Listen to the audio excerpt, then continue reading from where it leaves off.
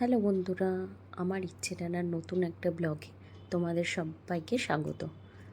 কি তোমরা ভাবছো যে এত খাবারের ছবি কেন দেখাচ্ছি? হ্যাঁ, এইটা নিয়েই তো আজকের ব্লগটা। আমরা যে কোথায় গেলাম, সেখানে গিয়ে কী করলাম, সেটাই তোমাদের সাথে শেয়ার করব। তো আমরা যেখানে যাচ্ছি সেখানে যাওয়ার জন্য আমাদের মেট্রো ধরতে হবে আর কি। তো আমরা প্রথমে বাইকে করে মেট্রো স্টেশন যাব, ওখানে বাইক রেখে তারপর মেট্রোতে করে সেই জায়গাটায় যেতে হবে। তো তোমরাও চলো আজকে আমাদের সাথে, আমরা কোথায় যাচ্ছি সেটা দেখার জন্য।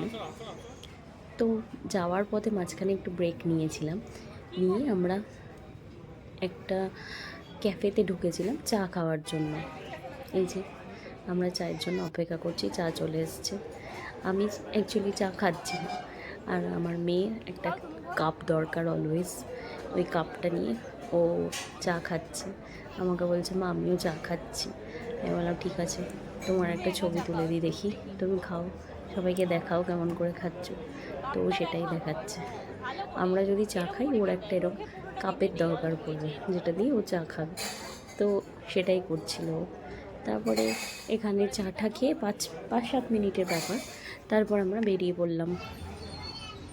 আবার বাইকে করে আমরা মেট্রো স্টেশনের দিকে রওনা হলাম। এটা অ্যাকচুয়ালি আমাদের বাড়ি থেকে 2-3 মিনিটের পরেই ক্যাফেটা আর কি। ক্যাফেটার নাম শ্রী সাই প্যালেস, ওপরে ম্যাঙ্গালোর কিচেন রয়েছে, একটা রেস্টুরেন্ট। দেখো আমরা মেট্রো স্টেশনে পৌঁছে গেছি। তো বাইকটা রেখে এবার আমরা মেট্রোতে যাব, হোয়াইটফিল্ড মেট্রো স্টেশন।